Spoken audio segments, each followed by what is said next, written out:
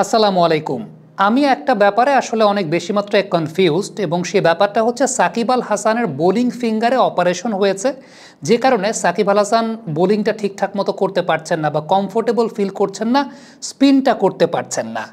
এখন এই তথ্যটা কমেন্ট্রি বক্স থেকে মুরালি কার্তিক দিয়েছেন, কারণ দিনের খেলা শুরুর আগে মুরালি কার্তিক সাকিব আল হাসানের সঙ্গে কথা বলেছিলেন। সাকিব আল হাসান তখন তাকে জানিয়েছেন তার বোলিং ফিঙ্গারে একটা অপারেশনের পর থেকে তিনি আসলে ওই জায়গায় কোনো ফিল অনুভব করতে পারেন না, যেটা তার বোলিং স্পিনের ক্ষেত্রে একটা অনেক বড় অবস্ট্যাকল তৈরি করে। এখন প্রশ্নের জায়গাটা হচ্ছে সাকিবের এই বোলিং ফিঙ্গারে অপারেশনটা কবে হয়েছে? রিসেন্ট টাইমের মধ্যে কি অপারেশন হয়েছে? রিসেন্ট টাইমের মধ্যে কিন্তু অপারেশন হওয়ার কথা না, কারণ সাকিব মাঝখানে কাউন্টি ক্রিকেট খেললেন এবং কাউন্টি ক্রিকেটে যেভাবে বোলিং করেছেন, খুব সম্ভবত 64 ওভার বোলিং করেছেন 2 ইনিংস মিলে, যেটা হিউজ। 9টা উইকেট পেয়েছেন এবং যে মানের বোলিং করেছেন আমরা কিন্তু এক্সপেক্ট করছিলাম যে ইন্ডিয়ার সঙ্গে টেস্টে, বিশেষ করে ইন্ডিয়ার মাটিতে যখন খেলা, চেন্নাইয়ের মাটিতে যখন খেলা, তখন সাকিব আল হাসানের এই বোলিং এলিভেশনটা অনেক বেশি মাত্রায় কাজে দিবে। বাট আনফর্চুনেটলি আমরা দেখলাম যে সাকিব আল হাসান প্রথম ইনিংসে বোলিং করতে আসলেন 52 বা 53 ওভার পর এবং খুব কম পরিমাণ বোলিং তিনি করছেন।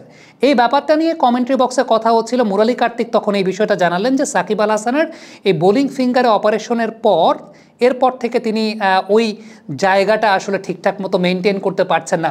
একটা বিষয় উল্লেখযোগ্য যে সাকিব খুব সম্ভবত সেটা 49তম ওভার ছিল, আমার ঠিক এক্স্যাক্টলি মনে নাই, 2টা ফুল টাচ করলেন ওই পার্টিকুলার ওভারটাতে, 2টা ফুল টাচ বল করলেন, শুভমান গিলকে 2টা ফুল টাচ বল করলেন। তখন হার্ষা ভোগলে বলছিলেন যে Shakib is struggling with his length, কারণ সাকিবকে আমরা যেরকম জানি বা কাউন্টি ক্রিকেটও খুব রিসেন্ট পাস্টে আমরা যেরকম দেখেছি, গুড লেন্থের ওই পার্টিকুলার জোনটাতে যেভাবে জোরের উপর বল করেছেন, আর্মার ডেলিভারি করেছেন, ফ্লাইট জেনারেট করেছে, কখনো কখনো ডিসিভ করেছেন ফ্লাইটের মাধ্যমে, তার মানে ওই গুড লেন্থের জায়গাটাতে পারফেক্ট কন্ট্রোলে সাকিব বোলিং করেছেন। বাট সাকিব এই টেস্টে এসে লেন্থের ব্যাপারে প্রচণ্ড পরিমাণে স্ট্রাগল করছেন। প্রথম ইনিংসেও আমরা দেখতে পেয়েছিলাম যে ব্যাটের খুব সামনে বল দিচ্ছেন, ব্যাটসম্যান খুব আরামসে শট খেলছে, যেটা খুব ইজি একটা ব্যাপার ছিল। This is very unlike Shakib Al Hasan, কারণ সাকিব আল হাসানকে আপনি 2টা ফুল টাচ করতে দেখবেন একটা ওভার। আমার কাছে মনে হয় যে আমি তো সাকিবকে ওইভাবে কন্টিনিউয়াসলি ফুল টাচ বল করতে দেখি না, কারণ সাকিবের আর যাই থাকুক, টার্ন পান না পান, কন্ট্রোলের জায়গাটা সবসময় খুব বেটার। এখন যে অপারেশনের কথাটা বলা হয়েছে, আমার যতদূর মনে পড়ে সাকিব আল হাসানের লাস্ট অপারেশন হয়েছিল আঙ্গুলে, যেটা আমরা জানি, গণমাধ্যম জানে, টিম ম্যানেজমেন্ট থেকে জানানো হয়েছে কিংবা টিম ম্যানেজমেন্ট জানে, সেটা হচ্ছে লাস্ট এশিয়া কাপ 2023 এশিয়া কাপের ওই পার্টিকুলার সময়টাতে সাকিবের আঙ্গুলে অপারেশন হয়েছিল। এরপর যেটা হয়েছে, শ্রীলঙ্কার সঙ্গে ম্যাচে 2023 বিশ্বকাপে সাকিবের আঙ্গুল ভেঙে গিয়েছিল, হাতে প্রবলেম হয়েছিল আমরা জানি। এখন এরপর সাকিবের অপারেশন যদি হয়ে থাকে, ধরেন ইন রিসেন্ট টাইমসে যদি অপারেশন হয়ে থাকে, সেটা তো হওয়ার কথা কাউন্টি ক্রিকেট খেলে আসার পর। এখন কাউন্টি ক্রিকেট খেলে আসার পরে এই টেস্টে যতটুকু সময় পাওয়া গেছে, এর মধ্যে কি আসলে অপারেশন হলে কোনো বোলার পার্টিকুলারলি খেলতে নামা সম্ভব? ডেফিনেটলি হাতে ব্যান্ডেজ থাকবে, আপনি ওইভাবেই জিনিসটাকে দেখবেন, কিংবা সেটা তো আসলে সম্ভব না। তাহলে অপারেশনের কথাটা যেটা বলা হচ্ছে, সেটা খুব সম্ভবত ওই যে 23 সালে যে অপারেশনটা হয়েছিল লাস্ট সাকিব আল হাসানের, ওই অপারেশনটার কথাই বলা হয়েছে। এখন ওই অপারেশনটার পরেও তো সাকিব খেলে যাচ্ছেন, এখন খেলে যাচ্ছেন, ইভেন জাস্ট কাউন্টি ক্রিকেটটাও তো দুর্দান্তভাবে খেলে আসলেন। একদিনে প্রায় 30 ওভারের বেশি বোলিং করলেন দেখলাম, এরপরে দ্বিতীয় ইনিংসে আরও 30 ওভারের মতো বোলিং করলেন, 64 ওভার পুরো ম্যাচটাতে তিনি বোলিং করলেন।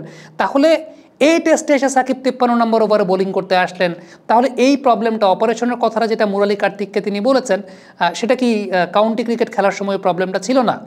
এখন আমার কাছে ব্যক্তিগতভাবে যে বিষয়টা মনে হয়, সাকিব যদি ওইটা দাবি করে থাকেন যে তার বোলিং ফিঙ্গারে অপারেশনের পর থেকে এই প্রবলেমটায় ভুগছেন, সেটা অ্যাজ আ প্লেয়ার তিনি সেটা করতে পারেন। আমি তো বলবো না যে সাকিব আল হাসান মিথ্যা কথা বলছেন, না, একটা প্লেয়ারের যদি প্রবলেম হয়, প্লেয়াররা তার ওই প্রবলেমের কথা বলবেন। ফ্যাক্টের জায়গাটা এরকম হতে পারে যে ওই আনকমফোর্টেবলনেসটা নিয়ে তো তিনি খেলছেন, কন্টিনিউ করছেন, জাস্ট কাউন্টিতে ভালো খেললেন।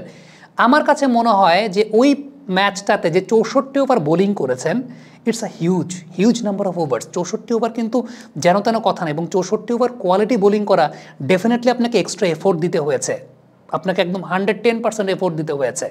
আমার কাছে মনে হয় ওই যে 64 ওভার বোলিং করেছেন, আবারও তার বোলিং ফিঙ্গারের যে প্রবলেমটা, অপারেশনের যে জায়গাটা বা ওই ভাঙা আঙ্গুলের যে জায়গাটা, ওই জায়গাটা আবার যেটা হয় যে একটা ইনসিডেন্ট প্রয়োজন হয় বা একটা জায়গা প্রয়োজন হয় ওটাকে আবার ট্রিগার করা। আমার কাছে মনে হয় যে উনি ওভারলোড নিয়ে ফেলেছেন। কাউন্টি ক্রিকেটে যে খেলতে গেছেন সেটাতে তিনি ওভারলোড নিয়ে ফেলেছেন, যেই ওভারলোডটার কারণে তার এই জায়গাটা আবার মাথাচাড়া দিয়ে উঠেছে এবং যেটা আমরা দেখলাম যে 52-53 ওভার পরে তিনি বোলিং করতে এসেছেন। এখন তামিম ইকবাল কমেন্ট্রি বক্সে একটা কথা বলেছেন, কথাটা তিনি ভ্যালিড কথা বলেছেন। এই কথাটা ভ্যালিড কথা এই কারণে ছিল, যদি সাকিব আল হাসানের এরকম ডিসকমফোর্ট ব্যাপার থাকে, যদি সাকিব আল হাসান এইভাবে বোলিং করতে স্বাচ্ছন্দ্য বোধ না করেন, তার প্রপার রোলিংটা করতে না পারেন, তাইলে তো টেস্ট ম্যাচ খেলার দরকার নাই। তাহলে তো টিম ম্যানেজমেন্টকে সেটা জানানোর কথা, টিম ম্যানেজমেন্টের সেটা জানার কথা। টিম ম্যানেজমেন্ট যদি জানে যে এই পার্টিকুলার প্লেয়ারটা ঠিকঠাক মতো বল রোল করতে পারছে না, সেটা যেই হোক না কেন, তাইলে তো এই টেস্ট ম্যাচ খেলার দরকার নাই। আমার কাছে মনে হয় যদি এই ব্যাপারটা মুরালি কার্তিক কমেন্ট্রিতে যে কথা বলেছেন, সাকিব আল হাসানের এই ডিসকমফোর্ট থাকার ব্যাপারটা যদি সত্য হয়ে থাকে, সাকিব আল হাসানের আসলে যদি এরকম কোনো প্রবলেম হয়ে থাকে, সেই প্রবলেমটা যে কোনো কারণেই হোক না কেন, প্রথমত একটা বিষয় বলছে অপারেশন রিসেন্ট টাইমসে হওয়া সম্ভব না। কারণ জাস্ট কাউন্টি ক্রিকেটটা তিনি খেলেছেন, এরপর 2-1 দিনের মধ্যেই আসার পরে তিনি টিমের সঙ্গে যোগদান করেছেন। এর মধ্যে যদি অপারেশন হতো, হাতে ব্যান্ডেজ থাকতো, সেটার রিহ্যাব একটা অনেক বড় লেন্দি প্রসিডিওরের ব্যাপার। সো রিসেন্ট টাইমসে অপারেশন হওয়ার কথা না, এটা সম্ভবই না।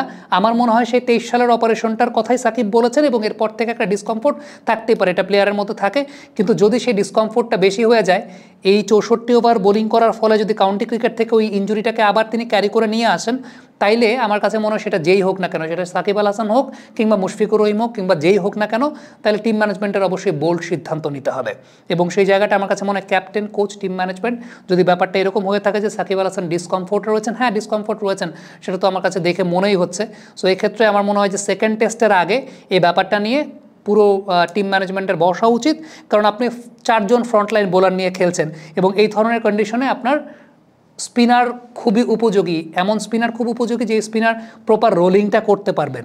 সো ডেফিনেটলি আপনার সেই জায়গাটাতে, যেহেতু ব্যাটিং অর্ডার অনেক বড় আছে, মেহেদী হাসান মিরাজকে পর্যন্ত 8 নম্বরে ব্যাটিং করতে হচ্ছে, তো ওই জায়গাটা যদি কোনো প্লেয়ার 100% ফিট না থাকেন, কিংবা 100% ফিট আসলে কোনো প্লেয়ারই কখনো থেকে খেলেন না, মিনিমাম ম্যাচ খেলার মতো এবিলিটির জায়গাটায় যদি কোনো একটা প্রবলেম থাকে, বিশেষ করে টেস্ট ম্যাচ যেখানে লং টার্ম বোলিং করতে হয়, তাইলে তো আমার মনে হয় যে বোল্ড সিদ্ধান্ত নেওয়ার সময় চলে এসেছে। এবং সেকেন্ড টেস্টের ওই সময়টাতে আই থিঙ্ক তার আগে টিম ম্যানেজমেন্টের বসে কথা বলা উচিত সাকিব আল হাসানের সঙ্গে, যে whether you are capable enough to serve us or not. যদি সেটা সাকিব আল হাসান কেপেবল এনাফ না হন, সেক্ষেত্রে ডেফিনেটলি টিম সেটা যেই হোক না কেন ওই সিদ্ধান্ত ওই জায়গাটা নিতে হবে। এটা তো আমার কাছে মনে হয় যে মানে কে বড় প্লেয়ার, কে ছোট প্লেয়ার, কে লেজেন্ড প্লেয়ার, কে লেজেন্ড প্লেয়ার না, সেটা বিষয় না। কারণ ব্যক্তির চাইতে সবসময় দল বড়, এবং ব্যক্তির চাইতে যখন দল বড় এবং দলের চাইতে অবশ্যই দেশ বড়। টিমটার নাম বাংলাদেশ, টিমটার নাম আবাহনীও না, মোহামেডানও না, টিমটার নাম ধরেন গাজী গ্রুপ ক্রিকেটার্সও না, কিংবা লেজেন্ড অফ রূপগঞ্জও না, যে প্রিমিয়ার লিগের খেলা হচ্ছে আপনি যেমনি সামনে খেলে ফেললেন।